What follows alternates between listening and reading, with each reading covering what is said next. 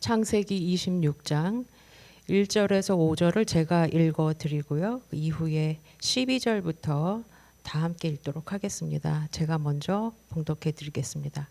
아브라함 때에 첫 흉년이 들었더니 그 땅에 또 흉년이 들매 이삭이 그랄로 가서 블레셋 왕 아비멜렉에게 이르렀더니 여호와께서 이삭에게 나타나 가라사대 애굽으로 내려가지 말고 내가 네게 지시하는 땅에 거하라.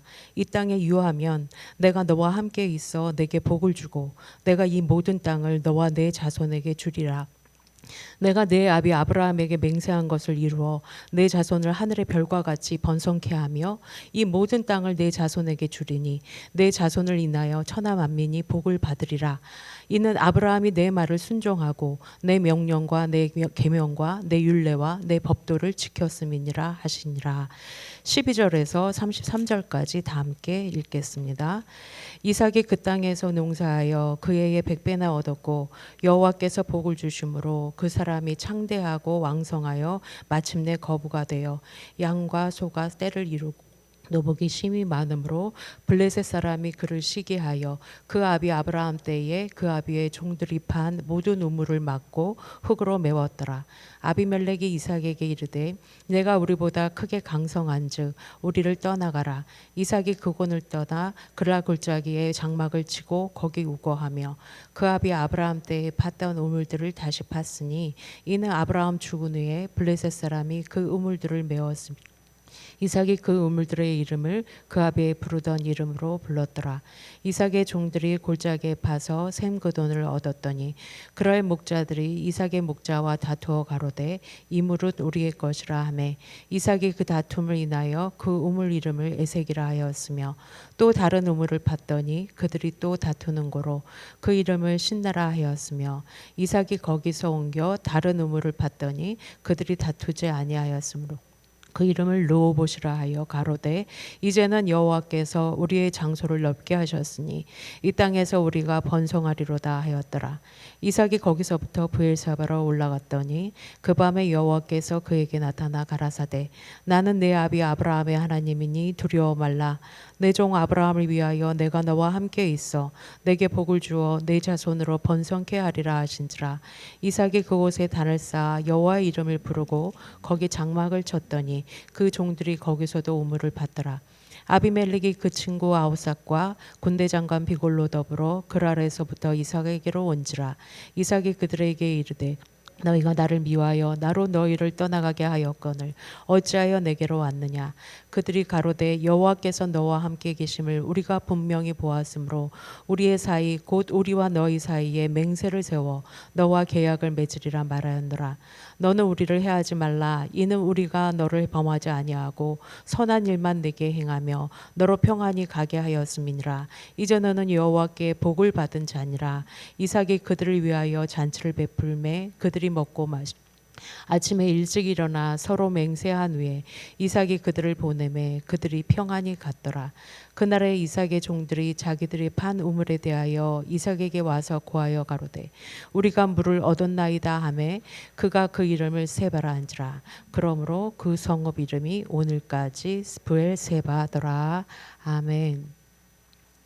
성경을 시작하는 첫 번째 책인 이 창세기는 축복의 책이라고 해도 과언이 아닐 만큼 복에 대한 단어가 무려 84회나 기록되고 있습니다. 그리고 그 중에서도 26절에서 28장 안에 31번이 나오고 있습니다. 오늘의 인물인 이삭 역시 아브라함에 이어서 하나님의 축복을 받은 자입니다. 그의 온유한 성품과 믿음의 행보로 인해서 복을 받기도 했고, 그런데 이상한 것은 그가 우리가 본문을 건너뛴 부분 아브라함과 동일하게 자기 아내를 속인 누이라고 속였던 그런 실수와 잘못을 저질렀음에도 그럴 때에도 그것을 복으로 바꾸시는 하나님을 경험하게 됩니다.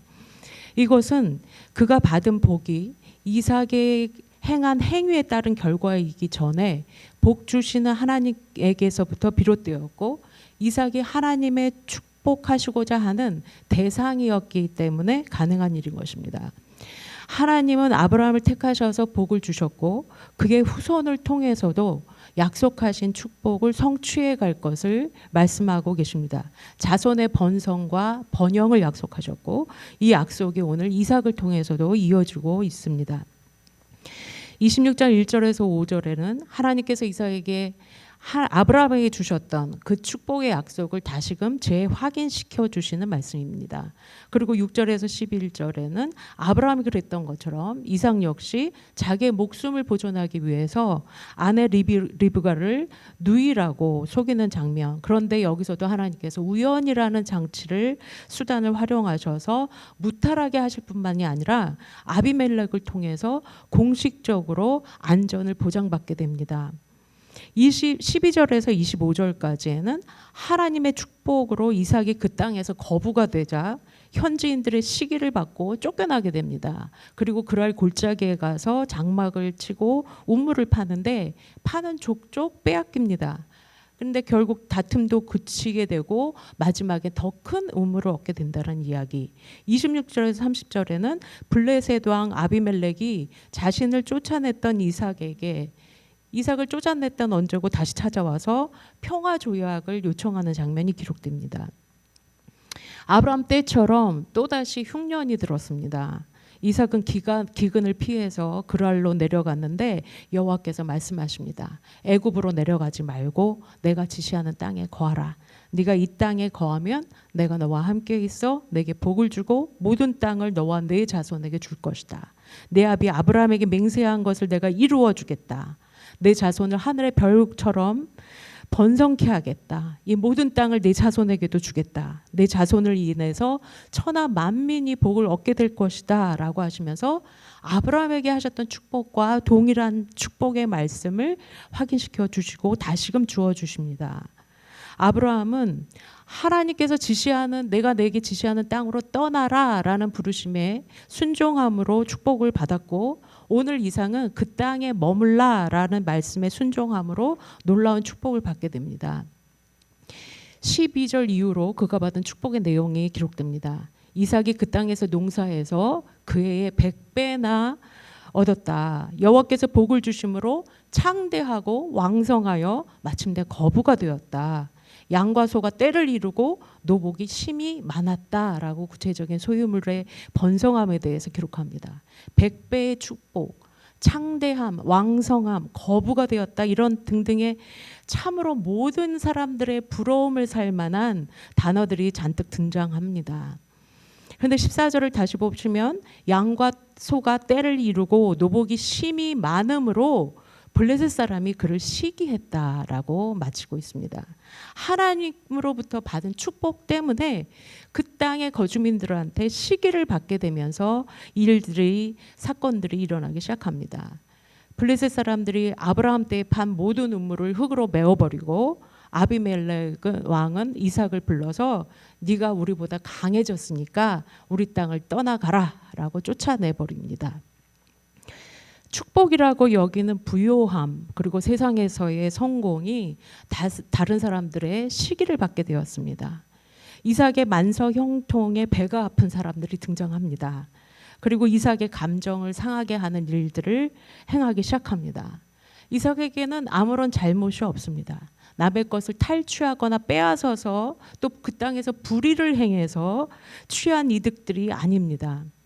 거기다가 예전에 아브라함과 아비멜렉 사이에 맺었던 상호 불가침 조약이 아직도 그 후대까지 유효하고 있습니다. 그런데 이제 와서 아비멜렉이 이삭을 내어 쫓는 것은 계약 위반입니다. 이삭 입장에서는 충분히 억울한 일입니다. 단순히 자기가 부강해졌다는 이유로 정착해온 땅에서 살아온 땅에서 쫓겨나는 신세가 된 것입니다. 자존심도 상하고 타향살이의 억울함도 품을 수 있는 일입니다. 자신에게 딸린 그 많은 가족들과 소유물들 그리고 수많은 가축들이 다시금 머물 수 있는 새로운 땅을 향해서 구하고 이동시키고 다시 정착하는 일이 만만치 않습니다. 이 축복이 시련의 단초가 되어버렸습니다. 축복 이후에 어려움이 찾아왔습니다. 하지만 이삭은 아비멜렉의 요구에 따라서 자기의 입장을 따져보거나 항거하지도 않고 조용히 떠납니다. 그리고 그랄 골짜기에 이르러 장막을 쳤습니다. 거기서 우물을 파는데 샘의 근원이 발견되게 하셨고 물이 솟아납니다. 이런 경우를 보고 우리는 되는 놈은 뭘 해도 되나 보다 싶을지 모르겠습니다. 하나님이 축복하시고자 하니 망하는 것 같다가도 다시 일어나고 넘어지는 것 같다가도 다시 회생합니다. 그런데 여기서 끝났으면 좋은데 사람들의 방해가 여기서부터 또 시작됩니다. 기껏 힘들어서 얻은 그 우물을 목자들이, 그랄라의 목자들이 와서 고스란히 뺏어갑니다. 하지만 거부가 되었던 그 강성했던 이삭이 그들을 물리칠 힘이 없어서 우물을 빼앗겼을까 생각해 보면 그랬을 것 같지 않습니다. 그가 무장한 사람들을 사서라도 지키고자 했더라면 얼마든지 우물을 지켰을 수 있었을 것입니다. 그런데 굳이 그렇게 하지 않고 종들 간의 다툼이 일어나 버리자 넘겨져 버립니다. 그리고 이동해서 다른 곳에 가서 또 우물을 팝니다. 그런데 하나님께서 또 샘이 나게 하셨고 또 사람들이 와서 빼앗자 고스란히 그거를 또 넘겨줍니다. 그리고 또 이동해서 다시 우물을 또 팝니다. 다시 우물이 나왔는데 이번에는 다툼이 일어나지 않습니다. 다툼이 그쳤습니다. 그제서야 이삭은 이 우물을 자기의 것으로 취합니다. 당시 사람들한테 있어서 이 우물은 그냥 우물이 아닙니다. 물이 정말 귀했고 건조하고 메마른 땅에서 얻게 되는 이 우물은 인간과 가축들에게 생명줄과 같은 역할을 하는 것이었습니다. 그래서 이 샘의 근원을 얻으려고 하면 땅을 아주 깊이 파내려가야 되는데 그것도 아무나 할 수 있는 일이 아니고 비용과 노동력을 동원해서 우물을 팠다고 해서 모든 샘이 나는 것도 아니었습니다. 그래서 당시에 샘이 나는 우물을 가졌다고 하면 그것은 상당한 값어치가 되는 재산이 되는 것이었습니다. 그러니 이것을 두 개나 빼앗긴 이삭의 입장에서는 자기가 살던 거주지, 허락받고 거주했던 곳에서도 쫓겨났지요. 이 모든 일들이 억울하고 충분히 분할 수 있는 일을 당한 것이고 손해가 이만저만이 아닌 것입니다. 눈뜨고 강도를 당한 거나 마찬가지입니다. 현대에 아마 이런 이삭처럼 넋놓고 당하듯이 그저 자기 것도 하나 챙기지 못하는 사람이 있다면 멍청하고 바보 같은 사람 취급을 받지 않을까. 잃어버린 우물의 값을 계산해 보면서 밤새 잠을 이루지 못하고 뒤척이게 될 것입니다. 아니면 소송이라도 당연히 걸어볼 것입니다. 그런데 이삭은 다툼이 일어날 때마다 우물을 내어준 자신의 결정과 그 결과들에 대해서 후회하는 것으로 보이질 않습니다. 이삭은 실수로 우물을 내어준 게 아닙니다.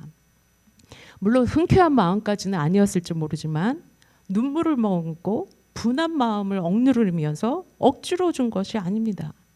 이삭은 그 땅의 거민들과 싸워가면서까지 그 우물을 지키려 하거나 소유하려고 하지를 않았습니다. 자의적인 선택이었습니다. 우리가 바보한테 제 얘기인데 너 바보지 그러면 굉장히 기분 나쁘죠. 진짜 바보니까. 안 그래도 억울하고 속상해 죽겠는데 누가 와서 그러게 왜 바보처럼 그렇게 했냐고, 네 거 하나 못 챙기냐고, 그게 값으로 따지면 얼마인 줄이나 아냐, 그걸 다른 사람한테 홀딱 넘겨줘 버리냐. 다른 사람들이 와서 이러쿵저러쿵 참견을 하게 되면 당사자는 더 미치게 됩니다. 그런데 이삭은 그런 게 아니었습니다. 그 땅의 거민들이 자기를 시기하고 질투하는 마음이 얼마나 크고 커졌는지를 이미 알고 있었고, 그래서 아비멜렉이 자신에게 떠나가라고 할 때에 조용히 그 땅을 떠나왔고 그들과 다투기를 원치 않았던 것으로 보입니다. 자신도 얼마든지 정당하게 자기의 요구를 말할 수 있고 할 말도 많지만 하지 않았습니다. 자신이 할 수 있는 방법들을 동원해서 맞대응을 했다면 아마 전쟁에 가까운 큰 싸움이 날 것이 불보듯 뻔한 상황입니다.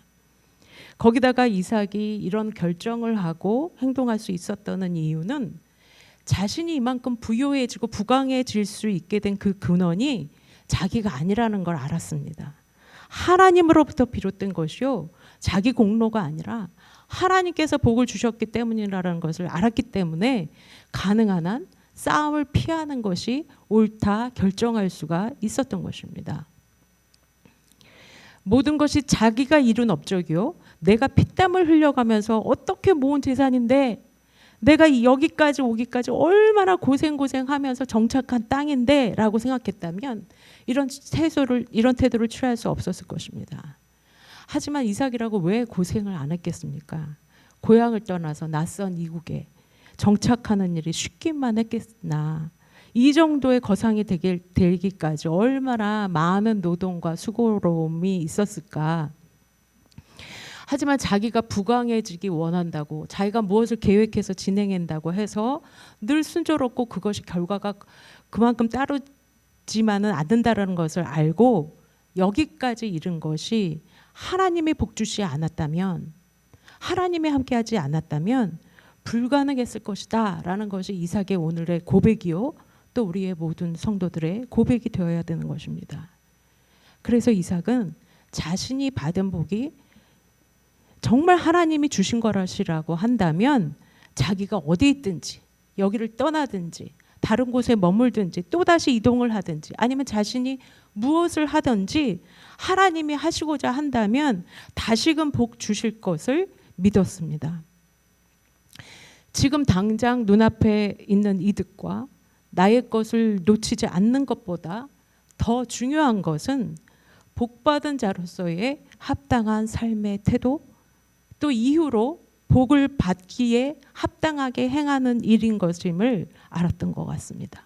요셉은 그래서 정말 현명한 선택을 했습니다. 하나님의 말씀에 순종하는 것이 축복을 가져다 주고 장차 이루어질 약속된 축복까지도 받는 길이라는 확신이 있었습니다. 그래서 아깝고 분한 마음에 덜덜 떨면서 우물을 넘겨버린 것이 아니라 이미 풍성한 복을 받은 자의 여유, 또 복 주시는 하나님과 함께하는 자의 여유가 그에게 있었습니다. 자녀들이 어렸을 때 팔씨름을 하자고 그러죠. 그래서 한번 져주면 계속 하자고 그래요. 그러다가 아빠가 한번 이기면 난리가 납니다. 그러면 아빠는 할 수 없이 그럴듯한 연기를 해가면서 계속 져줍니다. 능력이 없어서가 아니라 이길 만한 충분한 능력을 가졌지만 그럼에도 져준다는 일은 아무나 할 수 있는 게 아닙니다. 더 가진 자, 더 큰 자, 더 능력 있는 자가 져줄 수 있습니다. 그래 너 가져라. 나는 너와 다투지 않겠다. 나에게는 내가 어디로 가든지 내가 무엇을 하든지 내게 복 주시겠다고 약속하신 하나님이 나와 함께 계신다. 우물은 또 파면 된다. 하나님이 주시고자 한다면 여기서든 저기서든 하나가 아니라 10개라도 100개라도 언제든지 주실 것이다 라는 것이 담대한 믿음입니다. 혹시 우리 마음에 나를 향한 하나님의 축복이 아니면 우리를 향한 공동체를 향한 하나님의 축복이 이것으로 끝인가? 받을 복을 이미 우리가 다 받은 거 아닌가? 날 향한 축복이 우리를 향한 축복이 더 남아 있을까? 라는 의구심이 생기고 계신 분은 안 계십니까? 하나님의 축복이 나의 대로 끝나면 어떡하나? 우리 후손들에게도 이어질 수 있을까? 라는 불안함과 염려가 있으십니까? 물론 복에 대해서 세속적인 개념으로 오해를 하신다면 그럴 수 있겠지만 하나님이 말씀하신 축복, 아브라함을 통해 주시고 그 아들 이삭과 또 그 후대에 이어지는 그 축복의 약속은 하나님의 계명을 따르며 순종하며 살아가는 모든 자들에게 여전히 유효합니다. 이삭이 아브라함이 한 것과 같은 잘못과 동일한 죄를 범했음에도 하나님께서 그를 지켜주신 것처럼 간혹 우리가 실수를 하고 잘못을 범해도 당신의 자녀를 향한 축복의 약속을 당장에 거두어버리지 않으십니다. 나는 아브라함의 하나님, 이삭의 하나님, 야곱의 하나님, 너의 하나님이다. 아브라함과 이삭 그리고 야곱에게 복 주신 그 하나님이 오늘 나의 하나님이시고 나의 자손들의 하나님이 되실 것입니다. 그래 너는 우물을 가져가라. 넌 그 우물 하나로 끝나겠지만 나에게는 복 주시는 하나님이 계신다. 우리가 이 정도의 담대함을 소유할 수 있으면 좋겠습니다. 타지에서 살아가는 것도 힘들고 서러운데 어렵게 정착한 땅에서 쫓겨나게 되고 새롭게 터전을 잡았는데 힘들게 마련한 소유물마저 다 뺏기고 이런 일이 반복된다고 하면 사람의 마음이 정말 낙담되고 위축될 것입니다. 다시금 일어나서 새롭게 시작할 힘을 얻기가 쉽지 않을 것입니다. 이삭이 그랄 땅에서 쫓겨내림을 당하고 이동하고 또 이동하는데도 우물을 뺏겼을 때 다시 또 우물을 파기로 반복할 때에 무슨 생각을 했을까? 내 인생은 왜 이 모양인가? 라고 푸념을 하면서 불행하게 여겼을까? 열심히 우물을 파나봐야 어차피 여기 주인들이 와서 또 뺏을 텐데 파면 뭐하나 하고 절망하고 만약에 우물을 파지 않았다면 어떻게 됐을까? 성경의 내용이 아마 달라졌을 것입니다. 이삭은 지금까지 복 주시는 하나님을 경험했기 때문에 하나님께서 다시금 채워주실 수 있고 채워주실 것이라는 믿음을 가졌고 또 실제로 그 믿음에 따라 빼앗긴 만큼 말씀 양보하고 물러난 만큼 비워낸 만큼 다시 채워지는 체험을 반복해서 하고 있습니다. 성도라고 해서 고난과 역경이 없는 것은 아니지만 그렇다고 복의 근원이신 하나님께서 떠나가 버리신 것은 아닌 것을 우리가 분명히 기억해야 합니다. 우리가 하나님과 또 우리에게 복 주시고자 하시는 그 약속을 꼭 붙잡고 떠나지만 않는다면 오늘은 손해보는 것 같지만 반드시 더 큰 복을 허락해 주실 것입니다. 이삭은 다툼이 그치고 마지막으로 얻은 이 우물의 이름을 르호봇이라고 붙였습니다. 이 말은 광장이나 거리 같은 넓은 장소를 뜻하는 단어입니다. 그리고 담대하게 선언합니다. 이제는 여호와께서 우리의 장소를 넓게 하셨으니 이 땅에서 우리가 번성하리로다. 하나님이 주신 약속을 자신의 삶으로 증명해 보였습니다. 그리고 믿음으로 입으로 고백하고 있습니다. 정말 귀한 믿음의 고백입니다. 우리가 이 땅에서 번성하리로다. 양보할 이유가 없는 것을 양보했고 당연한 권리를 포기했고 그로 인해 다툼이 그쳤습니다. 무엇보다 하나님이 이 평화를 기뻐하셨습니다. 그리고 이삭 자신도 더 성숙해지는 기회가 됐습니다. 놀랍도록 채우시는 하나님의 은혜를 경험하게 됐습니다. 축복의 조건이 인간의 지혜나 비옥한 땅이나 샘 근원 자체에 있지 않고 하나님 자신이 축복의 근원이시고 하나님 한 분이면 모든 복의 조건이 충족된다라는 것을 확신하는 것입니다. 26절 이후로는 이삭을 내어 쫓았던 아비멜렉이 비중 있는 나라의 인물들을 대동하고 이삭을 찾아와서 다시 우리 화친하자. 우리 사이좋게 지내자. 싸우지 말자. 우리를 해하지 말아라. 보복이 두려워서 이제 주객이 전도된 상황입니다. 이삭의 권세가 그만큼 커진 것을 증명합니다.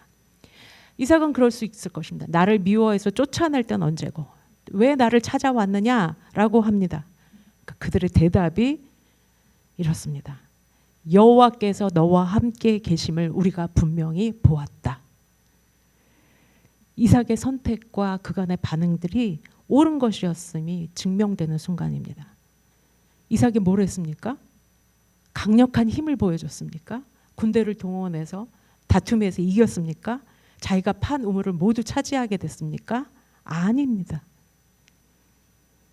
이삭이 판 우물을 두고 이삭과 그럴 사람들이 대치하는 그 상황에 대해서 다 듣고 보고 있었던 그들이 자신들이 예상했던 시나리오가 아닌 다르게 흘러가 전개가 되고 있는 것을 다 듣고 보고 찾아왔습니다.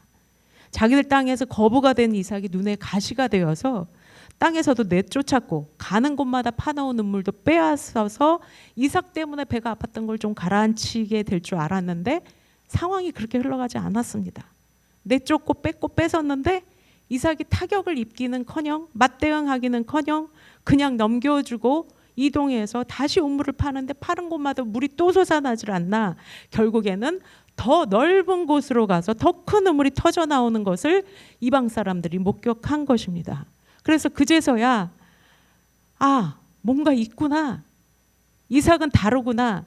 그와 함께하는 신이 전능하시구나, 저들을 함부로 건드렸다간 큰일 나겠다 싶어서 유력한 지위의 인사들을 대동하고 공식으로 화친하고자 달려온 것입니다.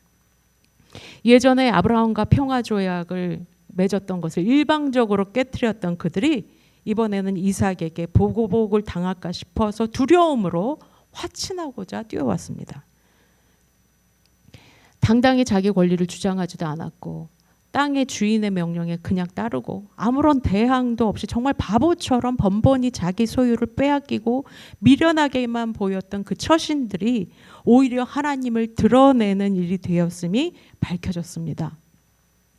만약에 이삭이 피를 흘려가며 끝까지 싸워서 하나님이 세민하게 하신 운물들을 모두 얻었다고 한다면, 나의 능력으로 운물을 몇 개나 얻었다, 사단의 시험으로 2개나 빼앗길 뻔했지만 내가 누구냐, 당당히 싸워서 하나도 잃어버리지 않고 다 차지했다라고 했다면, 만약에 이삭이 왜곡된 축복관을 갖고 있어서 하나님이 주신 것 이것저것 다 내가 갖는 것이 하나님의 뜻이다, 이것이 하나님의 축복이다라고 믿었다면 계속해서 싸워야 했을 것입니다.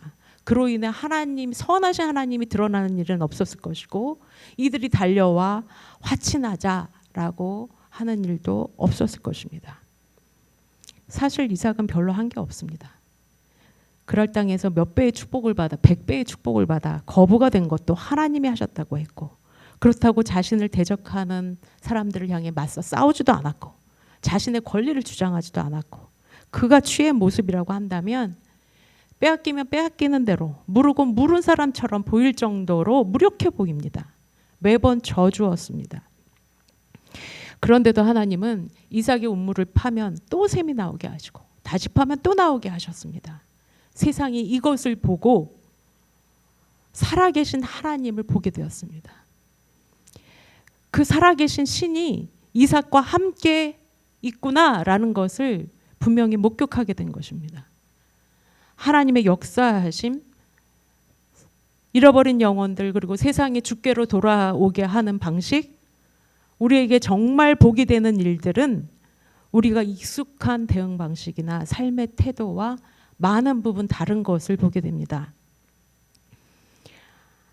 한국의 기독교는 그동안에 창대함을 말하는 12절과 13절 메시지에서 주는 메시지에서 그쳐왔습니다.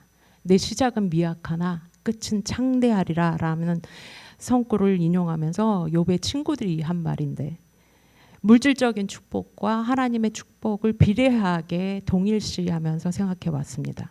거봐라, 하나님을 믿으면 부자가 된다. 이삭도 아브라함도 얼마나 부유했느냐. 그러니 하나님께 구해라. 구하는 자에게 하나님이 복을 주신다. 그것을 위해 금식하고 철야하고 작정기도해서 만사 형통과 세상에서 성공을 해라. 그것을 보고 세상이 하나님을 믿을 것이다. 우리가 성공하는 것을 보고 세상에 하나님을 보게 될 것이다. 부강한 것이 곧 하나님의 축복이다. 이렇게까지, 여기까지만 말해왔습니다.